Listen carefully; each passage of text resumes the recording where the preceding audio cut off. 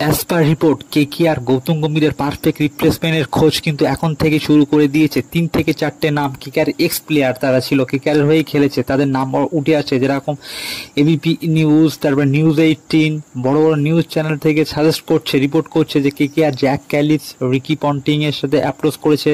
এমনকি শ্রীলঙ্কার legend player Kumar সাঙ্গাকারের সঙ্গে কিন্তু কথা বলেছিল, কিন্তু কুমার সাঙ্গাকার কিন্তু রাজস্থানের ক্রিকেট ডাইরেক্টর কন্টিনিউ করবে। রিপোর্ট অনুযায়ী তারা জ্যাক ক্যালিসকে ফার্স্ট লিস্টে কিন্তু নাম রেখেছে, জ্যাক ক্যালিসকেই তারা করতে চলেছে নিউ মেন্টর।